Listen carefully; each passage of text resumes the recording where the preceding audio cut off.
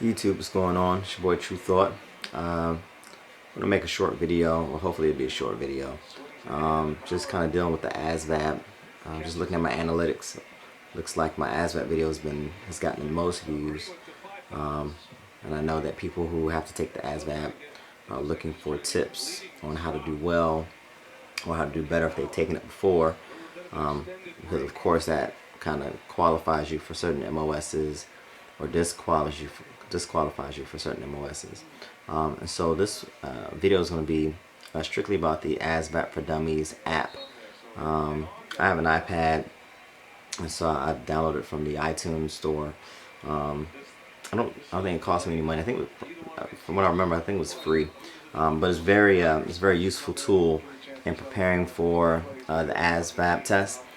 Specifically, if you're taking it pretty soon, if you plan on taking it within the next month or two, if you plan on taking it within the next few weeks, it is a very useful tool to get you prepared for the test. So I'm just going to kind of go through some things. So let's first start off with just basically what the app looks like. I'm not sure if you can see it here, but it's this app. Well, it is this app here. This is what the icon looks like. Once you've tapped it, it'll bring you to the screen here. And in the screen you have a couple of options. One is a practice test.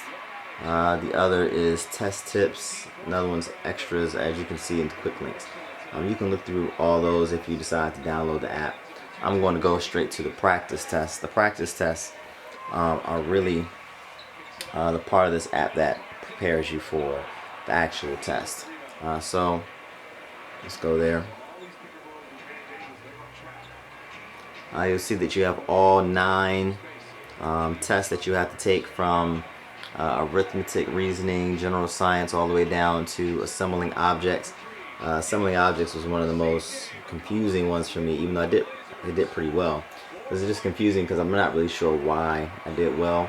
I kept getting, when I did the practice test, I kept getting 8 out of 10. I'm not sure what I did to get a high score. So I can't really tell you what are some keys with that, except for just continue to do the practice test to see how well you do. When we go to the arithmetic reasoning, you'll notice that what they do here. They give you word problems, and they give you some options for those word problems. Once you've made your selection, it gives you the correct answer, and then after giving you the correct answer, it also explains to you why that answer is correct and the work that went through it. So again, that kind of helps you out with your with your studying. So if you get something wrong, if you get a few wrong, you can look at what they tell you to do and study those things, so that way you can get them right later on. As you're taking the test, you don't take the same test over and over and over again. So if you take math reasoning or arithmetic reasoning, if you take it the second time on the app, they're going to mix up a lot of the questions and add some new questions as well. So that way you're not just memorizing the answers from your previous test. You're actually forced to study and forced to apply some of those same things that you learned from your wrong answers to newer questions. So that way you're actually getting better. So you have your word problems. They deal with percentages. They deal with area. They deal with parameter. All those kinds of things. So make sure that when you're studying specifically for the math, that you're studying geometry, that you're studying algebra, that you're going back and studying fractions, that you are studying word problems, because again, that's what you're going to see on the test. You're going to see a lot of word problems on the test as well. If we go down to mathematics knowledge, same thing. Hopefully you can see this.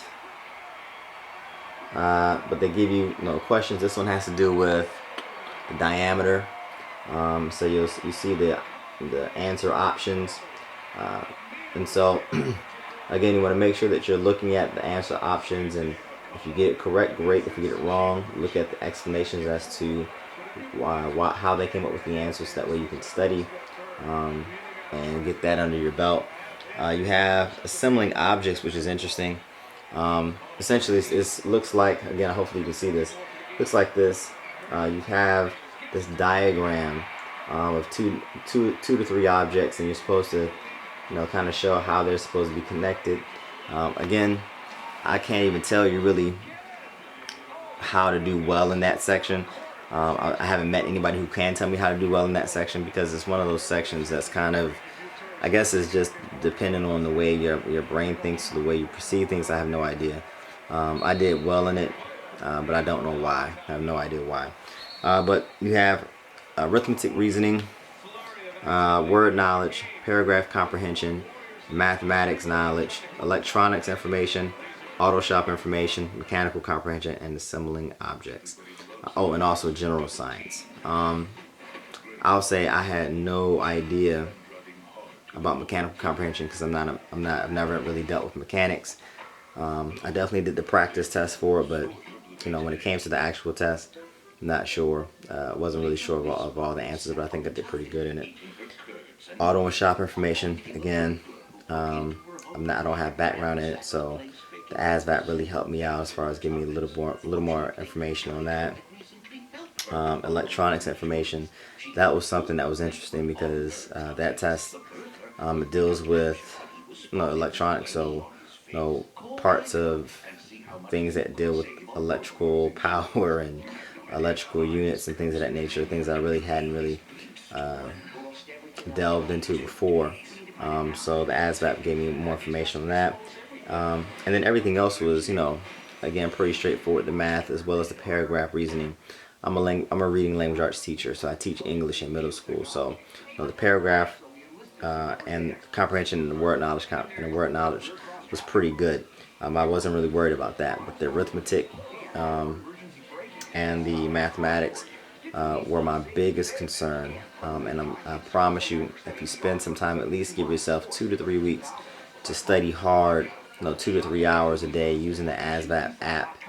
I promise you, if you continue to take those practice tests, within about a week, you'll start getting really comfortable with how the wording is for the test, number one, and also the concepts that are going to be explored or that are going to be tested, that you're going to be tested on,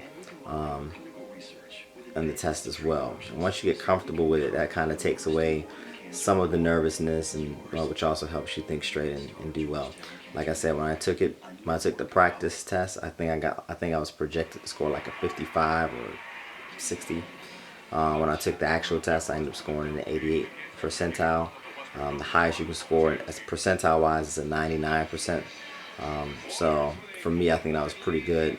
Studying for about 3-4 weeks, having not seen a math book in 12 years, and having math not really be my strong suit when I was in school. So I'm 34 years old. If you can do it, if I can do it, then I believe that you can do it. So go ahead, study, and then bang out that ASVAB, and see you on the military side. All right, take care. Have a good night.